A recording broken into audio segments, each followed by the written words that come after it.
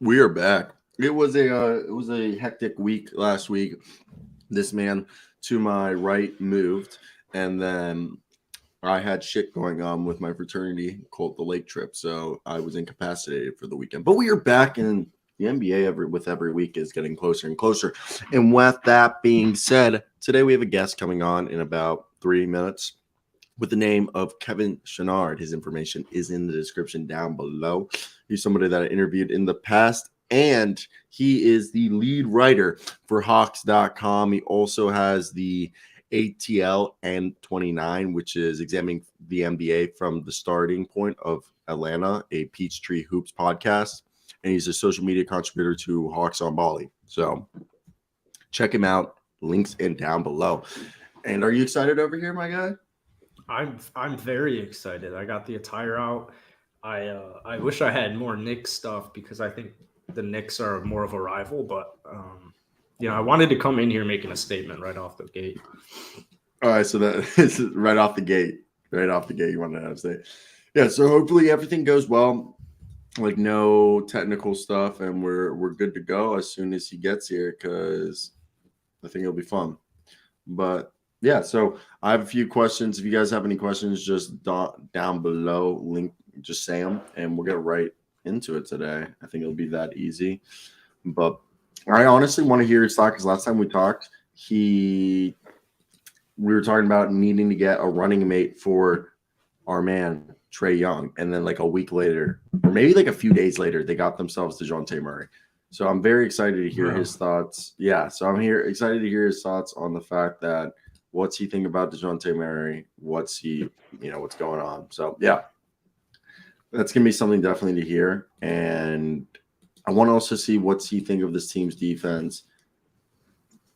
Yeah, I want to hear who he thinks the third guy is. It's got to be John Collins, right? Or DeAndre Hunter, if you have faith. We'll see. They made a move today. They got Jared Culver. Wait, really? Yeah, two-way. They signed Jared Culver to a two-way? Yep. Wow. That's why they cut Sean D. Brown. I want to hear his thoughts. I didn't even know about that. I need to make a video on that. Yeah, I was waiting on it. I was like, what the fuck is he doing? I have a life. He's late. I don't know. Well, my girlfriend was having a bad day today, so I had to be the good boyfriend to come support her. So, yeah, I also was working on a package for like the school news thing I do. And here we are. We're joined by our guest, Kevin Chouinard. Hello. Hey, Kevin. How are you doing? Good. How are you? Good. Thank you for having us on. I'm here with Jackson to our right. Nice to meet you. Excellent. So thank you for coming on. It's funny that right after we spoke, I was telling you they needed to get a running mate for Trae Young to go out, and a few days later get DeJounte Murray. Yeah, they did. I mean, I think, of all the names of players that were available this past summer, I think he's sort of the one that makes the most sense.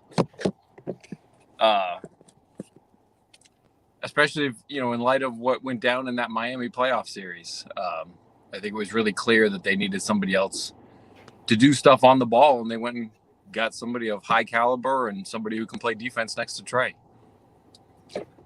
Do you think – were you surprised to see John Collins make it through the summer on the roster? I remember after speaking with you, I started to beat the John Collins drum a lot because you really changed my perspective on him.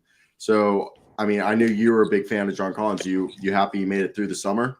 And as a long-term piece, do you think he's still going to be there? I don't know about as a long-term piece, but I think in terms of, you look at the roster and if they're trying to stay out of the tax, the fact that Murray's contract is especially reasonable for the player that he is, I think that increased the likelihood that Collins would stay a lot. And it seems like that's going to end up being the case. They're still a little bit over. I think I said cap instead of tax before. Mm-hmm. I think they're probably going to end up trying to avoid paying the tax. They're just a little bit over it now, so it wouldn't take any huge significant move to do it. But if they had gotten somebody more expensive, that might have made it harder to keep Collins. But given that they're only a little bit over the tax, and Collins is a really good player, it's probably hard to get good return for the player that he is. It kind of makes sense that he's staying. So, what from this offseason, what would you say, like, as a fan, as a writer, have you learned from the Hawks what their expectations or their thoughts on this team? Because I say that I don't know if you would say, I'm not ready to call them a contender, but where do you think they're, like, what they're trying to shape? Because it's not like DeJounte's, I think, under contract for what, 2 more seasons after this one, I believe. He'll be a free agent. I think it might just be 2, including this one. Okay, so 2. Wrong. I think you're right, because I think he's a free agent the same year Jaylen Brown's a free agent. Okay. And so I think it is 2 years total.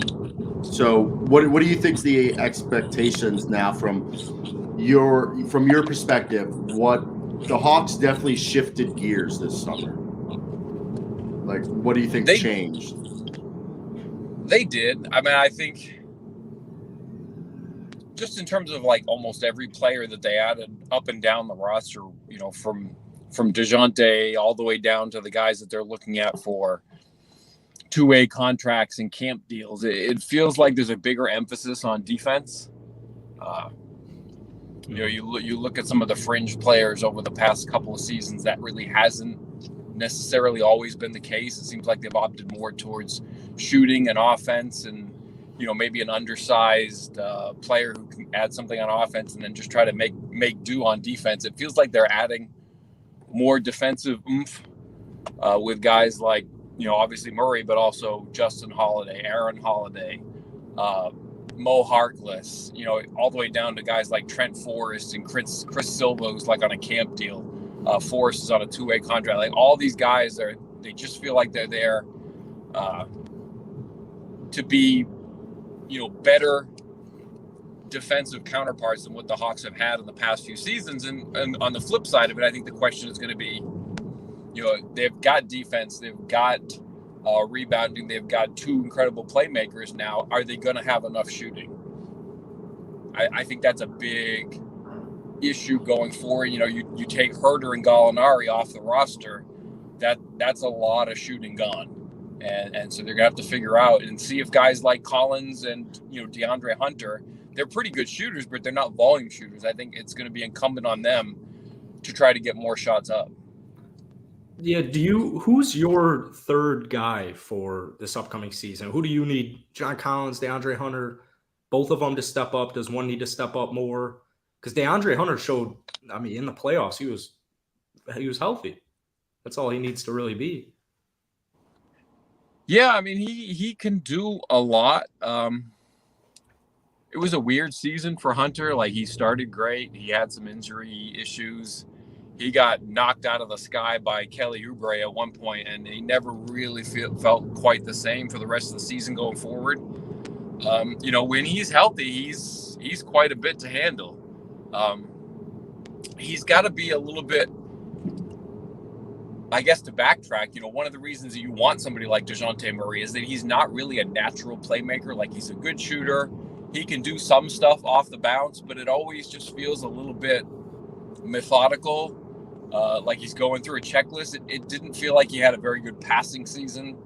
It just didn't feel like he fit. It felt like too many possessions ended with him instead of just him getting the ball more, playing through the ball, and then if there was something else open, getting off the ball. It didn't feel like that. It felt like he didn't get it enough, and when he did, he shot it or turned it over too often.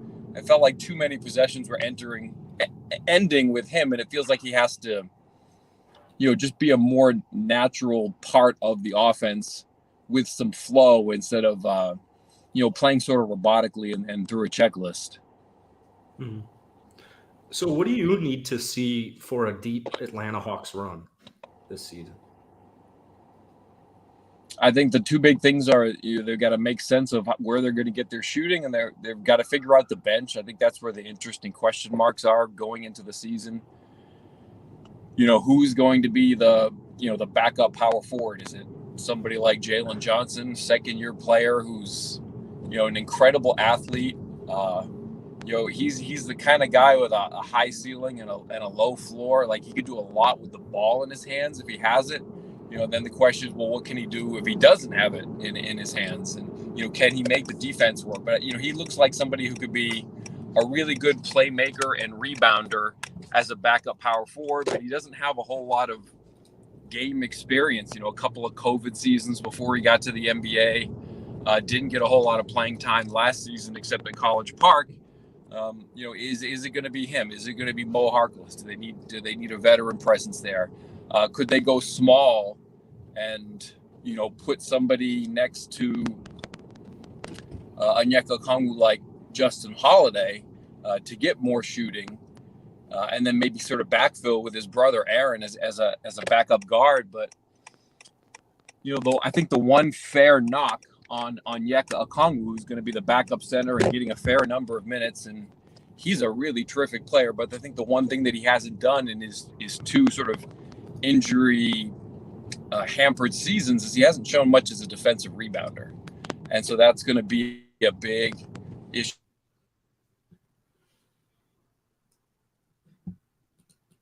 Then we want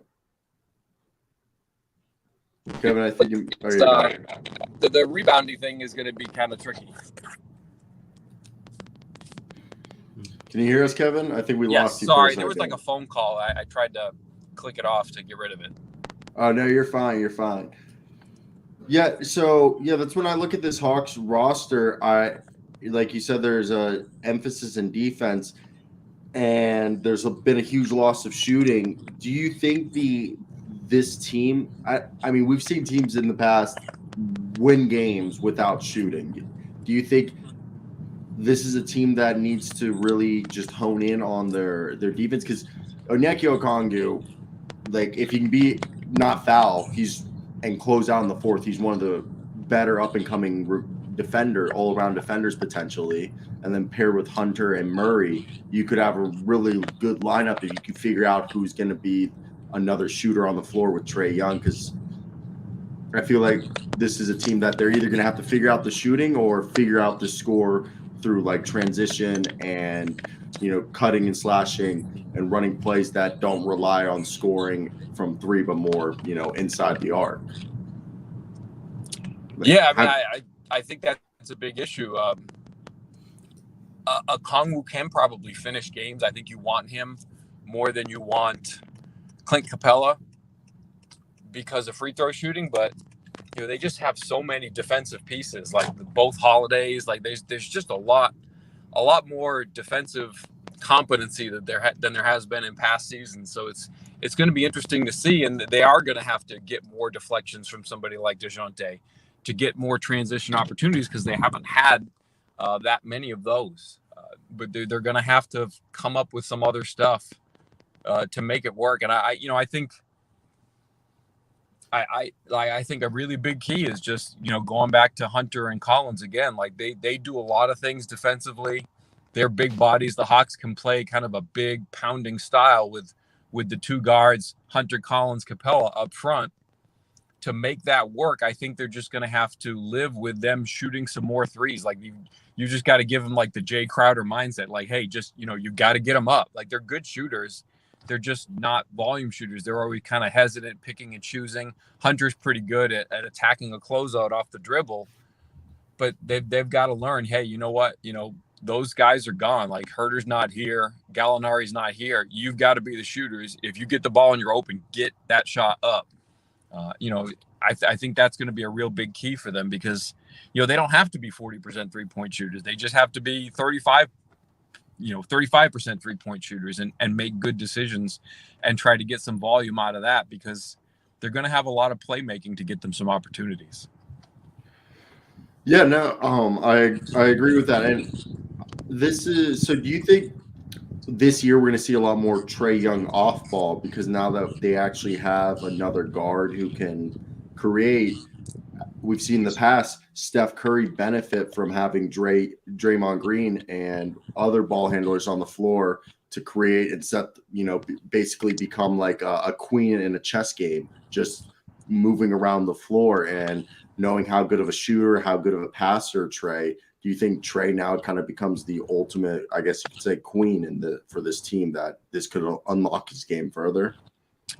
Yeah, I guess to kind of backtrack a little bit, going back, not this past season, but the one before it, coming out of the season, Trey said that the one thing that he wanted to get better at was the mid-range game, and he really did that in the past season. This year, going into the offseason on exit interview day, had the same question, and this is before the DeJounte Murray trade. He's like, yeah, I really want to get better at working off the ball. And, I fully suspect that he will. He did some training in the offseason with Steph.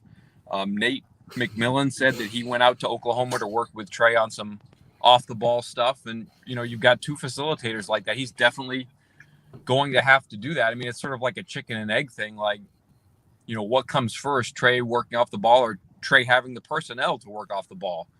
If there's one thing that the Hawks have not made a priority of in the Travis Schlenk era, it's sort of been that backup point guard position.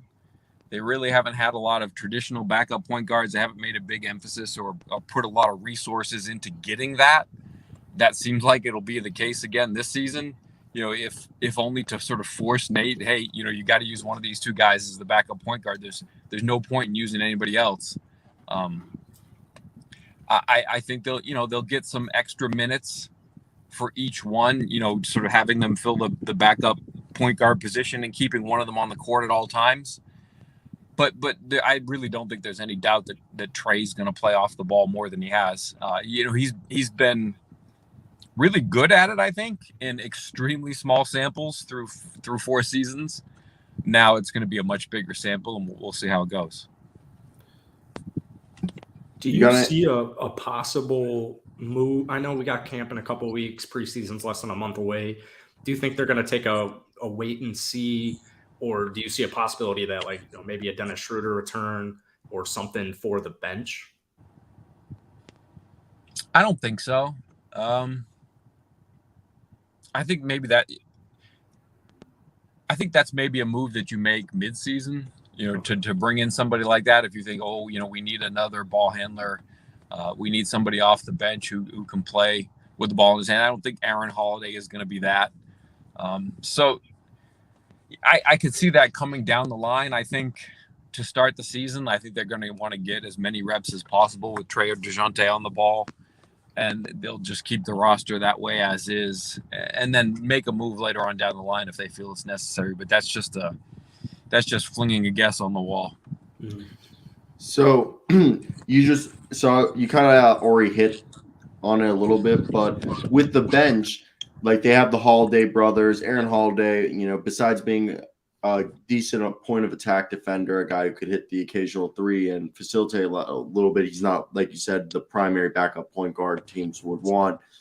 And we know Nate McMillan has a reluctance to play young guys, as we saw Jalen Johnson, Sharif Cooper in the past, year not really play.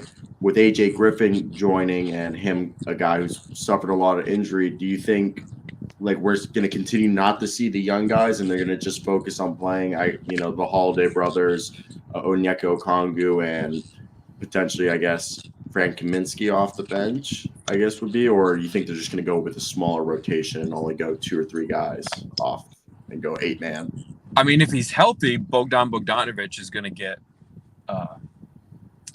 a big chunk of minutes. He could play with Trey, he could play with DeJounte, but he's coming off a knee procedure in the offseason, probably a pretty significant one. It's hard to say, but it was clearly an issue for him through last season. He was dealing with the knee the whole year. And, it's hard to say that he's necessarily somebody that you can rely on at this point. You just don't know about his health. So you kind of have to maybe have some contingencies. Is he going to be there? If he's not, if he's there, that's going to be a big part of it. I think you could play Aaron Holiday next to Trey and have him, defend point guards for Trey, and then Trey can play on the ball and they can get some minutes that way. AJ Griffin's interesting. He's just, I think the thing's working in his favor in terms of getting minutes is that, he's kind of been around high level basketball. from a young age. So I don't think there's going to be necessarily a huge learning curve, but he also has not had a lot of time on the court this summer. Like, he's been injured. So, just the combination of youth and the fact that he's been hurt, he didn't get to play in Vegas. He's probably not doing a whole lot at this point, I don't think. That makes it hard to project him necessarily being a rotation piece. I think one of the things going in his favor is that he's more of a complementary piece. Like Jalen Johnson, to work, he kind of has to be like a centerpiece. He has to have the ball in his hands. He has to know the offense and function on defense. And he hasn't had a lot of high-level basketball experience through his career. AJ Griffin's going to be more of a complementary player playing off the ball. He probably has enough basketball knowledge to do that. But, with the rust and trying to make the leap as a 19-year-old, that's a lot to ask from him. So I would not be shocked if he's playing more games in College Park than he is in Atlanta to start the season. Jackson? Yeah, first off, I want to thank you so much for your time. It means the world to us. I have one final question. When do you see the next Atlanta Hawks championship, if you had to take a guess? I mean, there hasn't been one in Atlanta yet. That seems like a lot. Mm-hmm. Ooh, I mean, it doesn't feel like it's going to be this season. It feels like they could take a stab at it. For years and years, it was kind of the last, 2-3 seasons, it felt like they could take a stab at it offensively, and then they just got to get enough defense. And boy, when you go back to the end of the 2021 season, Clint Capella was playing like at a defensive player of the year kind of caliber, and he could kind of cover a lot of your sins. And they made that run to the conference finals because he was kind of sort of a one-man defense for them all by himself. Now it feels like they've got a lot of defense, and they're going to have to figure out, okay, where is this offense going to come from? Is Trey going to be able to function as well when he doesn't have the elite spacing that he's had the past couple of seasons? He's going to have to figure some of this stuff out. He's going to have to be the spacing a lot of times. So it's going to be interesting. There's a lot to shake out. I think the one thing that works in their favor in adding a second superstar, and I think this could solve some of their problems, mid-season, is like, can they become a destination? It's something that's eluded, the Hawks for decades. It seems like a place where players would want to play. Like, Atlanta's a great city to live. It's a great NBA city. Like, there are a lot of basketball fans here. You've got a superstar in Trey. Now you've got a second, superstar caliber player in DeJounte Murray. Can they reel in these, these minimum veteran players, mid-season at the deadline, when players get waived, but they're good players, they're 33 years old, they're looking for that one last stop before they can contend for a championship. The Hawks need to contend for some of those guys, and they haven't in the past. And that's a big piece going forward, I think, to make some of this offensive stuff work. Find guys who can shoot and play defense, guys with playoff experience, championship experience. They need some of those guys to fill in the roster as they go through. Right now, at the beginning, they need to just have Trey and DeJounte play through it. But going down the line, whether it's this season, next one, the one after that, if they're going to get to a championship level, and, Trey's the kind of player that you can realistically see that happening in the next decade, but he's not going to be a one-man band. He's going to need a great rotation that's 8, 9, 10 players deep. And, right now the Hawks have maybe 7, 6, 5 players that can do that. So this is my last question. With that being said, I know for them to win a championship, a lot has to go right. But could you see this year be the year that maybe they start to usher in, like you said earlier, they want Onyeka to close, and maybe Clint gets traded this offseason if they see the right stuff from Onyeka, and if Bogdan accepts the player option, and even if he has a good season, could you see, regardless of what happens this season, unless they won, I know they probably want to keep the same team, but regardless of the success or bad they have, do you think there will still be turnover from this team, that the team will probably look a lot different next year compared to this year?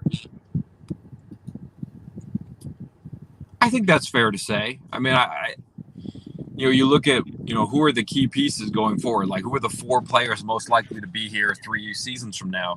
I think it's Trey, Hunter, Okongwu, and DeJounte. Like, it does feel like the end of the Capella reign could be near. The end of the Bogdanovic era could be near. So I think those are the 4 players that you expect to be around for the long term. There's a lot of other guys that are playing the last season of their deal this season. They traded they traded for a lot of players who are on expiring contracts. So Harkless, Holiday, those guys are just here for a season, and I'm sure they'll all be out. But I think the big one is Okongwu and Capella. There's just a lot invested there. I mean, Okongwu was such a high pick. He was drafted just as high as Trey. You've got to find minutes for him, and I don't think he's a power forward. So, you just got to get rebounding. He's a better player than Capella if he rebounds. If not, then it gets a little bit dicey. But he can, shoot free throws. He's going to have a jump shot this season. He's an incredible defender. He's a more versatile defender. Like, you can do more types of schemes with him as a defender. He can just do a lot. He's a great passer. Like, Capella's fine, but like Okongwu's a basketball player kind of passer. Like, he's a really great basketball player. He's just got to rebound better and not foul. And if he does that, like, he's a playoff ready kind of player. And he, in that conference finals run, he did a lot for the Hawks, like, as a rookie. But I think that's the big thing to watch going forward is Capella Okongwu. Like, it feels like the end of the Capella era should be near, just because Okongwu should ascend into that role. He's too good. All right, and sorry, I thought that was my last. Do you think Nate McMillan's on the hot seat this year if they don't have the success? I mean, that's a good question. I don't know. Like, I mean, I guess. I mean, there's so much turnover. Like, you look at what's the current, level of NBA experience. How long have NBA head coaches been in the spot that they're in? And it's always like 2 seasons, 3 seasons. Like, you get to 4 and 5 seasons, and you're like into the outliers already. And of course, then there's Popovich. So, yeah, when you hire somebody on an interim basis and he sticks and then he has a disappointing season, sure, like, he's probably not going to be here for years and years and years unless things get better than what happened in the past season. All right, yeah. Kevin, quick question for you. Yep. Favorite Hawk all time?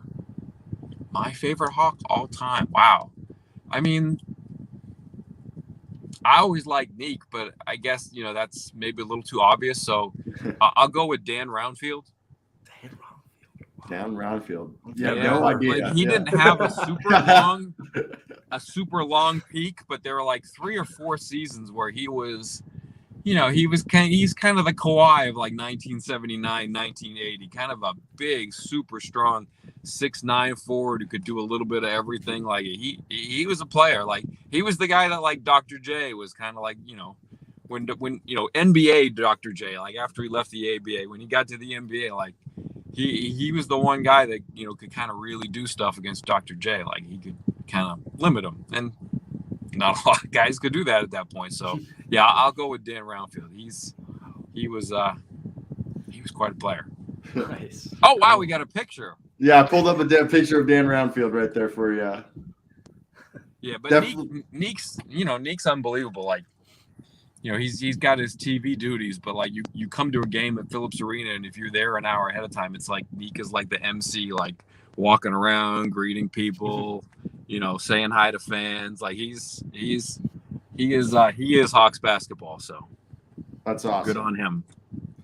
Thank you, Kevin, so much for coming on here and taking time out of your day and filling us up with information on the Hawks that we needed to know, because we have like a bunch of questions. We have a few Hawks, like a handful of Hawks fans who watch this show. Yeah. Awesome. So thank you. Thank you. I appreciate it. Yeah, I have all your information down below. So if anybody watching, just check the description. It's right there. So thank you, Kevin. Have a great day and enjoy the rest of your week. You too. Thanks. Take care. How was that, bud? Dude, my hands were so sweaty. I was so Why? How were my questions? It was good. It was good. You were nervous? You made a. What? What would you rate him out of 10? What, him? No, my question. Oh, they were solid 9s, bro. All 6 right, and a okay. 9. You had a 69. Okay. But yeah, he was super cool. That was a lot of fun. Yeah. And I loved he's like driving, and then I loved when he's got nice flow, dude. I love seeing him. You can kind of get a grasp of what he looks like. He was awesome, and he's our leading. You know what? He's our leading. What's that? What are sabermetrics? Our sabermetric stat of the day. Tyree Appletree just comes in. The Hawks are fucking trash. Our first ever beat writer, though. Yeah, that was the first beat writer I've ever talked to. Lead writer of even better. Of Hawks.com, the official website of the Hawks. Wow. Yeah. A little nice one. So I don't even know where we're going to pivot from here. Let's talk about the Jarrett Culver move. I'm just kidding. You really want to talk about Jarrett Culver right now? Oh, okay. It just I haven't been on a show in like I feel like 5 episodes. Everything just feels so weird. You're not supposed to be here anymore. This is me now. This is a solo thing. Tim Conley on Anthony Edwards' use of a homophobic language. We are disappointed. I was so geek watching that. Have you seen him? What he said up? No, didn't you send that to me? I didn't watch it. Okay, I'll play it because I guess I can't say queer, but didn't you just? Yeah, that's the joke. Did he call somebody queer? Yes, yeah, it's funny as fuck. Wait, this is so good. I saw gay, so I said gay. That ain't bullying. That's an astute observation. That is such a. Someone posted that. It's just like I saw gay. They was gay. That was an astute. But this is the video. Look at these queer ass niggas, man.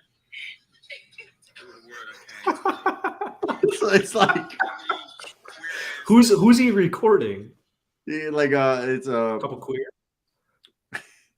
A few individuals who were dressed, I think, shirtless and stuff that some might assume could be gay.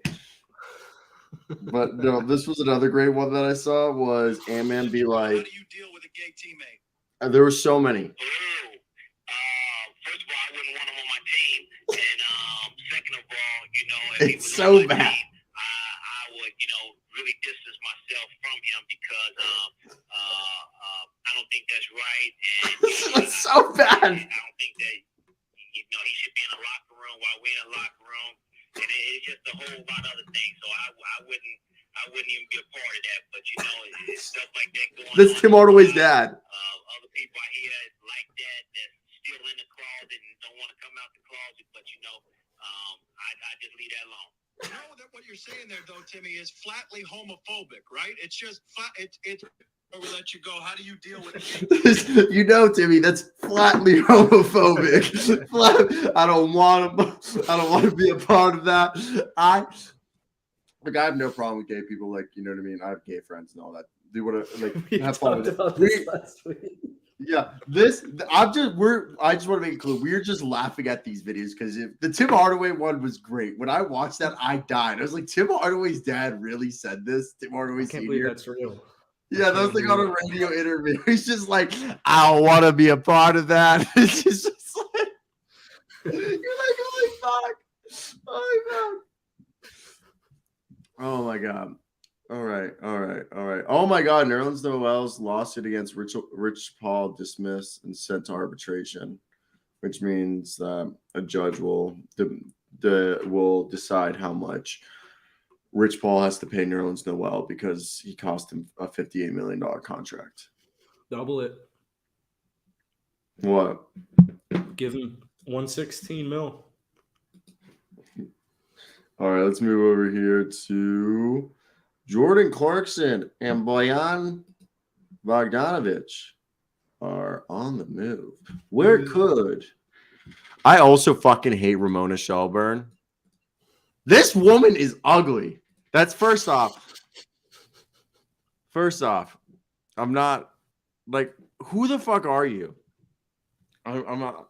I also can't make a comment about. I was gonna make another comment, but like, first off, I don't know who she is. I've never seen her before, but she's been on my shit for the past day or so. Fuck you, Ramona Shelburne. And if she ever met me and she heard that I said fuck you, I'd be like, I don't know you, but you know, you're probably nice. Your children probably love you if you have any, or if you're fortunate enough. And that's so rude, but. I have a feeling the radios are gonna love us. Well, the episodes we'll send them for demo won't be as aggressive. they'll be very tanked, episodes. So Ramona Shelburne said they still have Bojan Bogdanovic, Jordan Clarkson, Mike Conley. The sense around the league is that the Jazz at least feel that they have deals for all those veteran players. I made a video yesterday or today. I kind of forgot. Actually, I think I'm going to make it today. But either way, I digress. They want a first-round pick for every single one of them. I want $1 million right now. I mean, that's cool. Good for you. I don't know who. I actually don't know who is giving you a first round for Jordan Clarkson. Jordan Clarkson gets you. The only one I don't get a first-round pick is for Mike Conley. Oh, really? You give up a first for Clarkson and Bogdanovic each? Clarkson? You give up 2? What is wrong with those 3 players, Russell Westbrook, Wenyen Gabriel, and 2 first-round picks? Andre Taylor's just making me laugh. I don't know what you just saw. No, I'm just being a dick. I'm being a dick. Around the Horn used to be like, I used to love that show so much. I've been watching Around the Horn in years, but no. So for me, Bojan, he's an expiring contract and he's a 3-point shooter. That alone, those 2 things are a first-round pick. Mike Conley, you get a second-round pick. Jordan Clarkson's making $13 million a year, won the 6th Man of the Year. You want scoring off the bench. If Gary Trent Jr. is making 17, Jordan Clarkson still has like a year after this year or 2 years after this year on the deal. So he's like, I'd give up a first for Clarkson and Bojan because Bojan will lead to you having free salary space next year. Mike Conley's a second-round pick, though. I'm sorry. Or a heavily protected first.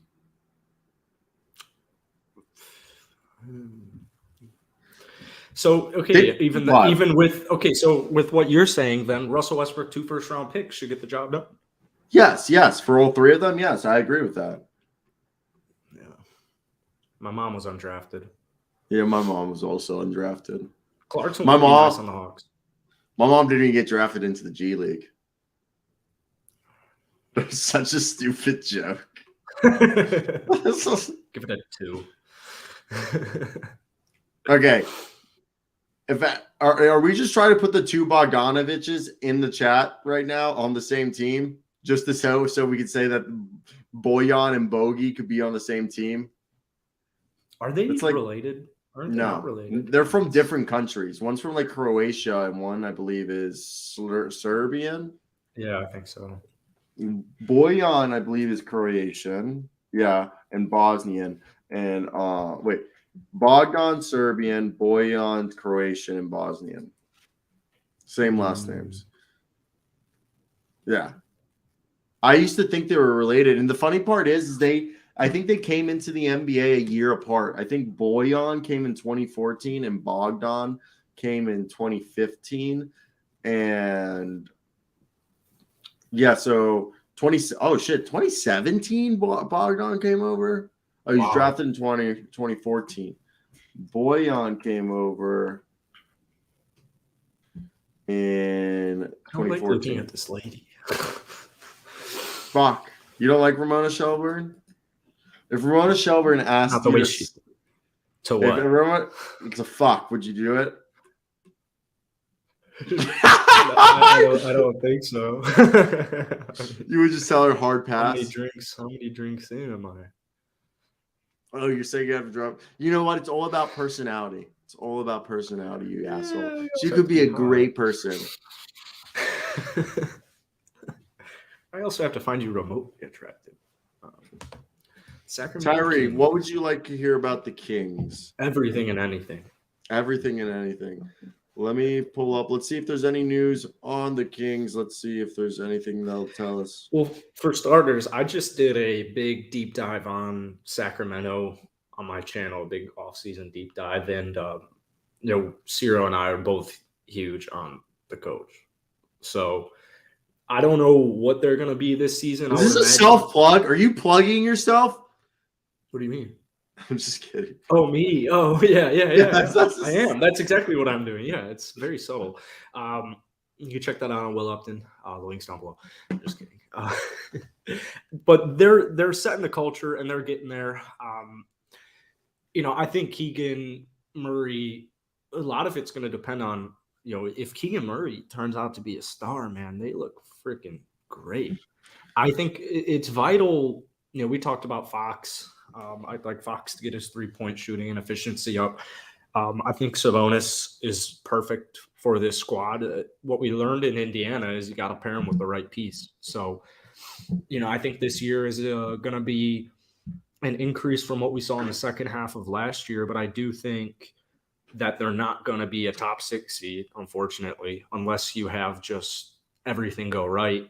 But I think you're building the blocks here, man. You're getting it ready. You're setting the culture.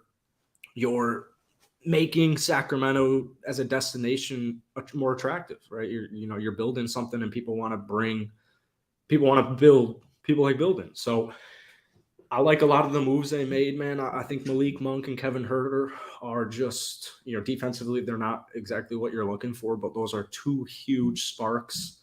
And I love that take by Tyre. I don't trust athletes from, it's like what we were talking about Northwestern that one time. I don't trust athletes out of Iowa ever. I thought Luka Garza was going to be. That was a terrible thought. Like Luka Garza is fucking awful. Like just something. The man lit up college basketball. I was a pretty not anti-Keegan guy coming into the draft, but I think out of the top 5, he was my worst. But I've been seeing a lot of takes recently that he's the best player in the draft, and you'll know that in 6 years. So I would love to see that.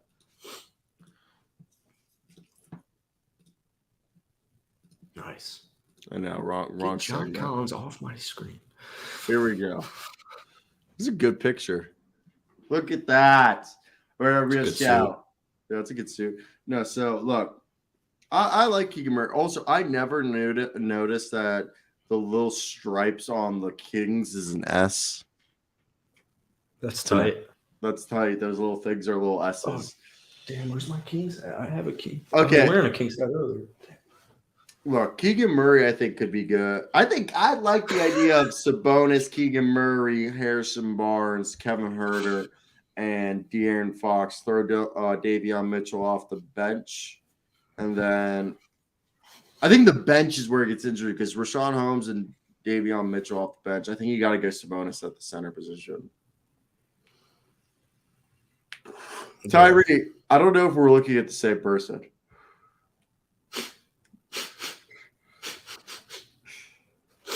Sabonis is a dog. Sabonis is a dog. Just, I hope Sabonis, I've been following the Eurobasket, and Sabonis has not, he's been getting some steals, but he's not been blocking shots or is blocking. Yeah, he's been getting steals, but he's still not blocking any shots, even in Eurobasket, but he's shooting pretty well out there. My whole thing is with Sabonis, can he become like a Jokic? Like, I know not like as good as a defender as Nikola Jokic has became, but can he become somewhat similar? Like, Jokic wasn't a good shot blocker, but he became one, and he became a decent defender, Like, Sabonis, can you, at least get there, Or am I asking? Go, no. That's not his specialty to me.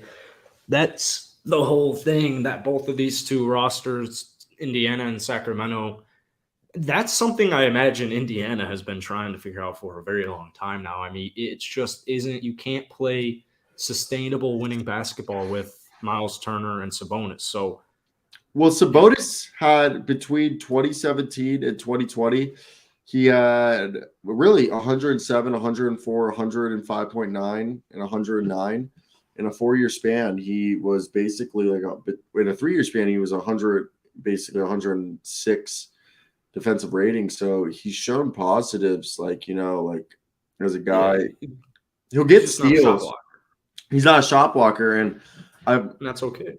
but his dad was one of the greatest. It was like you would think, being Arbanis, Sabonis' son, he could be a shot blocker and a defensive player. I mean, I'm very interested to see what the Kings are going to be looking like this upcoming year. I still have them somewhere in the play-in, 7 to 10. I think, unfortunately, if I had to take a prediction, are they going to be top 6 or not make the play-in? I'd go not make the play-in, but I really hope that they can. You're funny, Tyree. You're funny. I can't wait to see what this Kings team looks like. And they're going to throw out a bunch of different combinations. I just don't think Sabonis is a good enough of a shooter to have him at the power forward spot. And like Audrey just said, is that his versatility at the center spot on offense. Can Harrison Barnes, it just becomes I think Sabonis just needs to be able, if they're playing, because I'm fine with Sabonis with at least 15 of the starting centers in the NBA. I think my only problem with Sabonis is when he's facing like Joel Embiid, Nikola Jokic, defending Giannis, but that's anybody defending Giannis. So you know what I mean? It's just like, how do you alleviate that? Because when you play a guy like Joel Embiid, they're just going to try to get pick and rolls every game, even Jokic or some of those bigger, even a DeAndre Ayton, they're just going to try to out physical. And it just reminds me, like, Sabonis I think Sabonis' things is he just needs to be a bit more aggressive. So I don't know why, but sometimes Sabonis seems passive. Like it's not that he's taking off, it's just that he lacks like the dog in him to like. Well, he also likes setting people up. So I have no problem with Sabonis on offense. I think the only thing is you're talking about defensively aggressiveness on defense. It's just like he's just trying to get defense over with and get back on offense sometimes. That's what I'm saying. Like he's just trying to just get defense over with. And I mean, there's a lot of NBA players, but I just think if he can be a bit more aggressive on defense, I think Sabonis is easily a guy who could. I mean, Sabonis is easily an all-star capable player, and he's a guy who has been an all-star twice in his career already. People forget. In 2020 and 21, he was a fucking dog. This guy was dishing out 7 assists. I know you differ, but I don't really see any. I don't think he played bad whatsoever in Sacramento. I mean, they're adjusting to a new team, a team that really kind of was confused too, just in general. I don't think he played bad. I just don't think he couldn't. He just couldn't shoot well. He wasn't shooting well. He had some really bad games. He started to pick it up a little bit, but just in the last 2 years, I think Sabonis. I want to know, like, why was, like, he hasn't shot as much. Like, if you look at this, Sabonis with Oklahoma City, and he was, like, Sabonis has shot a shit ton of threes before, and I think Sabonis needs to start shooting a shit ton more threes. Because look at his shots through the years. He's been weird. Like, first year in the NBA, taking 2 threes a night at 32%. Second season, takes half a three a night. Third season, takes 0.2 a night. Fourth season, 1.1 a night. Third season, 2.6. Okay. Fourth season, he was 2. Fifth season, wait. I'm so stupid. Fifth season, 2. And then fourth season, 1.1. I'm so fucking confused. How many seasons did he play? 3? 6. 6. So sixth season, he was taking 2. Fifth season, 2.6. It's like weird. His 3-point. Like, I think he's a guy who should be taking like 3 threes a game. At least. I also, just, plus 30%. That's all I need. If he could get to 35, that would be insane. As Andre's saying, Miles Turner covered up a lot of his weaknesses. But you also have to remember Sabonis was injured last season for a little bit. And if I'm not mistaken, it was when he was with Sacramento, because I remember getting towards fantasy playoffs and having him. I don't think he only missed like 20 games, but it's hard to even just get into a rhythm on both sides of the ball. You're in a brand new team, you're injured, you're not fully healthy. Like, it's just – I like it. He's going to shoot the hell out of the ball next year. I mean, if he's shooting even just 33%, you know, that helps them space a lot. I think they're going hard on the perimeter defense, because think of all the perimeter defenders they have. De'Aaron Fox isn't a bad defender when he tries, but let's Davion Mitchell, Harrison Barnes, in theory, Keegan Murray, and who else do they have that we could say?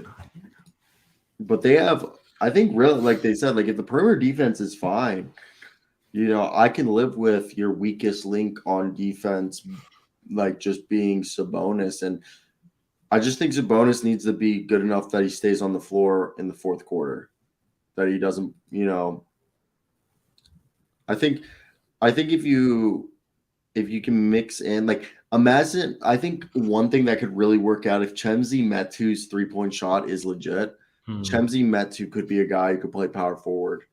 And then you move Harrison Barnes, or you take him off the floor. Like, I could love see a lineup of Sabonis, Metu, Barnes, Murray, and Fox, and you go super big, or like, but yeah, Mitchell, Fox, Barnes, Murray. They're gonna have to take care. I mean, Terrence Davis has shown times he can be a decent defender, but yeah, I think it's defense on the perimeter. They're building it up one step at a time, man. Yeah, no, it's definitely an interesting situation they're in. Now, for the final 10 minutes of the show, let's find something to talk about. And I don't even know what's on your mind right here.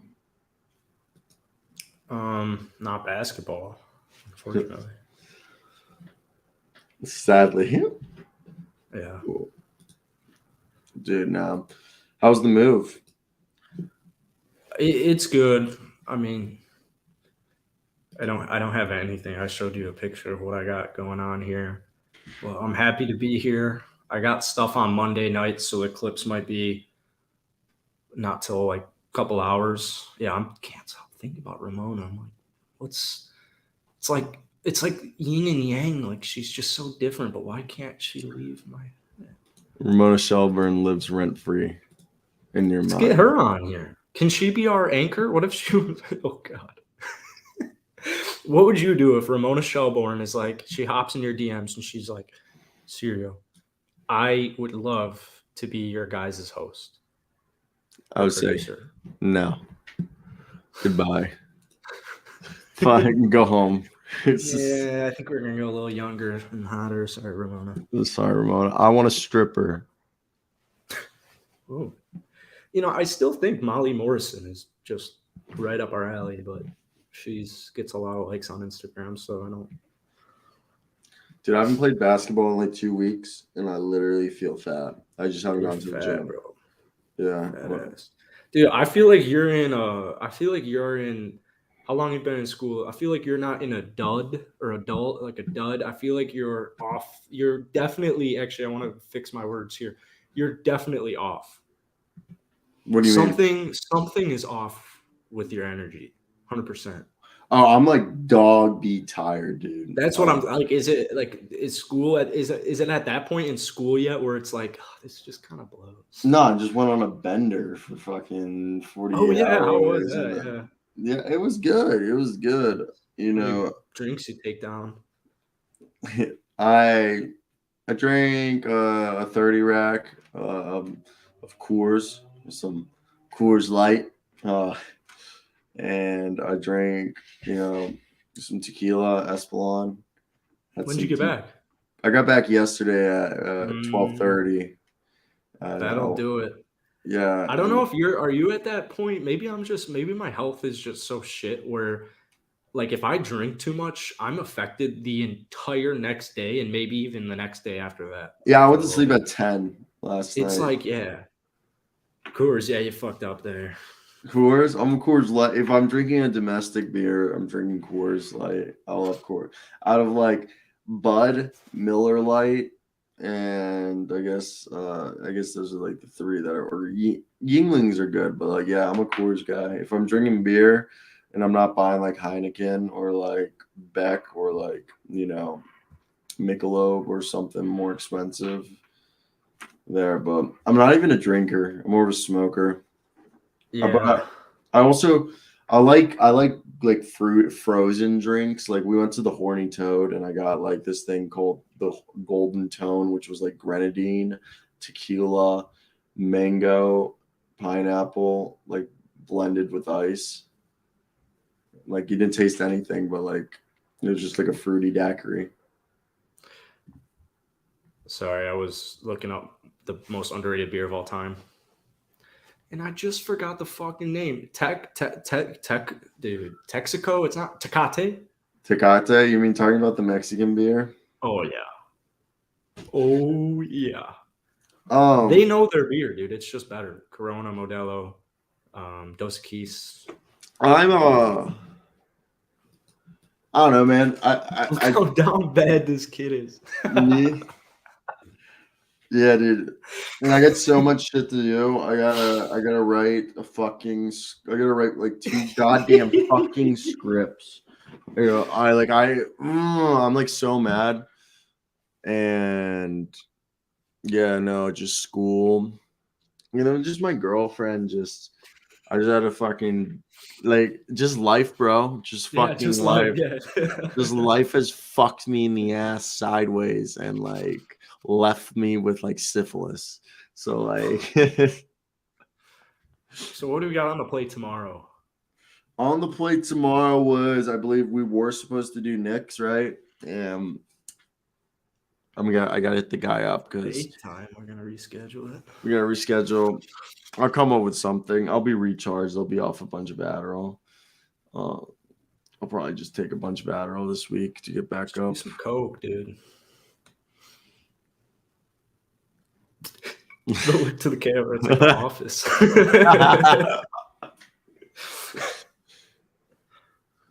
All right, so for tomorrow's episode, Cyro and I are gonna get coked up, and have you seen Eastbound? Have you seen Eastbound and Down? I love that show. I've only seen like 4 eps though. I'm going to Shabooms, and then he goes to Shabooms, and they're just sitting there in the back room and they're doing coke, and they're like, "Yeah, dude, I really mess you up," and they're just like doing blow like good shit ton of lies. I think that's early on. I think I've actually seen that. That's like the first or second episode. Okay, yeah, I think I've seen that. Yeah. Whenever we see people ripping jet skis, like last year when we went on the lake trip, we saw this person at like 7 a.m. We were smoking weed like to wake up, and they were like ripping up the jet ski at like 7:30 in, just like, and we're just there like it's Kenny Powers out there on the jet ski at like 7:30 getting those laps in, like because they were just ripping. Like 7:30, they just went back. I was like, that person woke up and was like, I want to hit the jet ski, and just it's just like they were just smoking. He just went on the jet ski for like 30 minutes, got back in it. It was 8 a.m. He was done. That's so like, Kenny Powers. Yeah, we were like laughing so hard, but we were in the water because we took some boats out, and this boat pulled up with a tube, and we were like, can we hop on? And dude, oh my god, we went like 8 or 9 times, and I was with my girlfriend and her friend knew, and I knew like how to like stay on. So like these guys were doing donuts trying to get us off. So like was that the first time my girlfriend fell off? She like felt like we were just going. I looked left, she just reversed somersaults, and we just lost her. We just were going. It's just like bye. But good times. Yeah, college, man. Yeah, enjoy it. Yeah, drink a lot of Coors, drink a few Deep Betty. I like more expensive alcohol now, so like I don't like drinking cheap less shit. Pain. Yeah, because it's less painful. It's like Europe. Yeah, but also it's just like, dude, like I'm getting older, and like, it's just like I'm the oldest guy in the house now, so like that makes sense. And you're like the Godfather. Yeah, and all my friends are gone, so it sucks. It sucks. I have like fucking sucks. At least you have a girlfriend. Yeah, and I have a few guys, like 4 or 5 guys that like I'm I'm close, like that we're like it's been around since I've been around, but like we're friends, but my homies like are gone, working real world, graduated, like they graduated either last year or the year before. So it's weird it's almost like depressing sometimes. Yeah, because you don't want to like. I'm not like itching to go meet these. Because when I'm going to class, when I was going to class my 5th year, I'm like, all of you are like significantly younger than me. Yeah. Like I was doing like gen eds. I was just like literally trying to graduate. Like I'm like, you are all like 18, 19 years old. I'm not interested in I'm not trying socializing. to get like I have a girlfriend, so I'm not like trying to go like hound for pussy. Yeah. Like, you know what I mean? Like I'll talk to girls, but like there's a point in the conversation where I'm like, well, I'm done talking to you. Like, I'd rather just sit here and talk about the NBA or sports with my friends for a few hours, or like watch a movie. Like I'll go over and like talk with my friends. Like sometimes one of my boys in law school, like one of my best friends, and he goes to law school at KU, but I don't get to see him often because if the law school is like a full-time job. He goes to school Monday through Friday, 8 a.m. to 6 p.m. every single day. And when we hang out, we're like smoking, or like drinking, but he's studying, like doing case studies and like law school. Like he's always, so like when we hang out, like it's kind of like he'll take a break for a little bit. So like we'll talk and like we'll get in like heated discussions about movies, actors, just like life shit. And I'm like, like I'm not trying to go to like the bar where I have to wait 25 minutes just to get to the bartender's attention to give me a drink, then wait, and then the drinks are cheap here, so it's not a problem. But like then go back. There's no space to sit. We're screaming. Like I'd rather just sit in my friend's apartment, listening to some tunes or watching some. For me, a good night is I turn on TV at 6 p.m. I know there's 4 to 5 NBA games on. I got some homework to do. I have 2 TVs. I alternate games. They're also dropping League Pass from $30 a month to $15. For teams? I think just for teams, it's $12. For the entire league, it's $15 or $20. I might do the entire That league. is unreal, dude. I paid like $350 last year for it, and I used it like at no time after the first month. It was just, I don't know what You don't like League Pass? I do, but the issue was like it was something stupid. Like I had to like keep signing in or something, and I just went to Streamies because my Bulls games were blacked out on it too. So it's like, and all the good games aren't on League Pass. What do you mean? I thought like a TNT game. I thought every single game's on there. Oh shit! You know what? I think you might be right with that. Did you just pay for the regular Bulls one? No, I paid for the whole league. And it was because I wanted to be able to watch Rocket Film on it. That's like the thing with League Pass isn't like accessibility to games. It's having the games. Actually. Yeah, and you have also film in different angles and like shit. Yeah, no. Well, I was gonna buy League Pass for the first time this year. Like I'm really stoked. Like I was gonna be like, I'm helping the NBA. I'm not stealing your just... Okay, yeah, okay. So that's what I was thinking. I don't think they have the big time games on it, dude. Wait. So I'm so fucking. What do I have to pay for to see every fucking game on one thing that I don't have to switch constantly? I thought they showed every single game regardless of where it was. I thought you were paying like to directly be paying the NBA to give. You get what I'm saying? I thought it was. They were showing you everything. So you're basically telling me if I want to watch every single NBA game, I have to have TNT, ESPN, and League Pass? I think if you're really, I would imagine probably like Hulu Live Sports or that other one that's like $60 a month, and Fubu, like that's what I would imagine. I think they do have the games that are blacked out available afterwards, though. No, fuck that. I want to, because I try to watch every game live. All right, so yeah, Andre said pretty much yes. You'd have to have all 3 to watch every single game. That's all fucking these streaming stupid. sites they're ruining enjoyment. They need to conglomerate it, as shitty as it sounds. All right, I gotta go do life. I got homework. I gotta write a few scripts.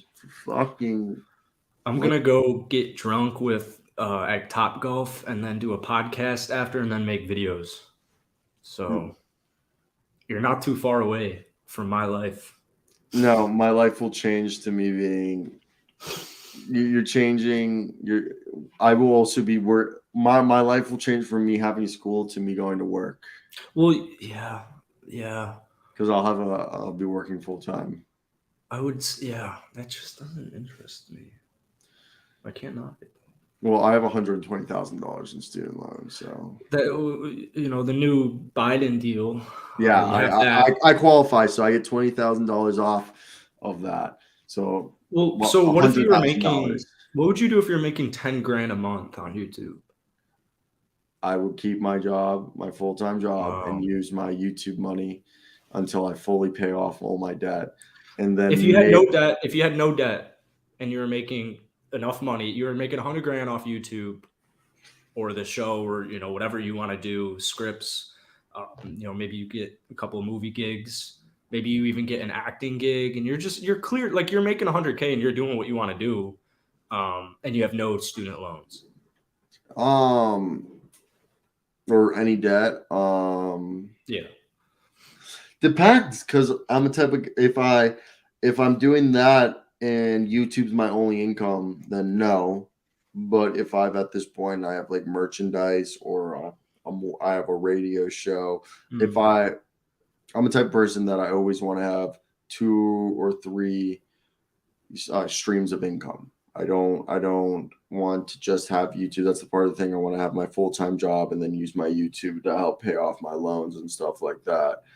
And I just always want to have multiple sources. So obviously, like I've told you, I'm going to use my journalism job, being a TV anchor and like a reporter, to be able to, parlay that into writing, selling my scripts or finding out acting auditions or even getting, the radio series. I'm just getting myself more into the entertainment world and just, it's basically, if I quit my job, it's because I am self-employing myself. The day that I quit working for someone is because I personally believe that I can have a business that has multiple sources of revenue that not only can sustain my livelihood, for my family, which I hope to have with my current girlfriend, who I plan to ask to marry me in the next 3 years, next 2 to 3 years. And besides that, I want to have employees, and the dream would be if we're going with our thing, let's say like you and I are partners, so we're splitting 50-50. I would probably bring 1 or 2 of my closest boys that I know that I can trust that will get shit done to maybe, do the producing role and run tech boards and shit like that. So I would have to not only be able to pay myself a decent amount of money, pay you a decent amount of money. I got to pay people, you know what I mean? It's a whole thing. I have to have it's basically, I have to be able to run a business. I would have to be able to run. I would quit once I could run a business and have multiple stream and like actually say that I can run this for the next 20 to 30 years and then be able to retire off of it. I have a plan. That's where I want to get to. Don't get me wrong. I will get there. It's just, again, Rome wasn't built in one day, but if you build it, they will come. That's what we always say. And that's what will happen. It's just. There's a really cool Thomas Edison quote at our apartment gym. I'll take a picture of it for you next time. I wish I had the gym. I miss the gym. I miss the gym so much. It's actually like so cool having a gym, because my car broke down, or I got a big car payment because something's fucked up. So what happened? Well, I had some issues. I was actually gonna see if I could drive up to your dad's place, get that. I just have I have like several issues with it, that the parts weren't coming in time until we left, and so I just winged it, and it's like, oof, can't drive it. So I'm taking it to the shop tomorrow, but thank God there's a gym a minute away, because I don't like not working out. I feel like complete and utter dog shit all day. Dude, I literally feel so fat. I know I'm not fat whatsoever. I'm literally I'm skid, but I haven't worked out in 2 weeks. Literally nothing. I want my abs back. I want your stomach. Mine? Yeah. I have a woman's stomach. I have I have like a dad's stomach. I hate it. I'm a fucking stick. I have like a like I need to work out more. I always get like I could have like a really easy. I know for a fact if I actually worked on my chests and shit, I can get that going. Like I have like pretty. I don't even work out my shoulders, but like my shoulders That's are like so stupid. like That's I have where like that's where you get the frame, man. The back. I know, but like my shoulder for not even working out, I pretty like, like they show up. Toned, yeah. Yeah, toned. But I think that's just from playing hella basketball. I'm just always. Yeah. Oh my god. That's cute. This is going away tomorrow. All right. Nice chatting with you, mate. Cheers. I gotta do on. Yeah. And I'll see you tomorrow. Yeah, I will make my Jared Culver video. Goodbye. Peace.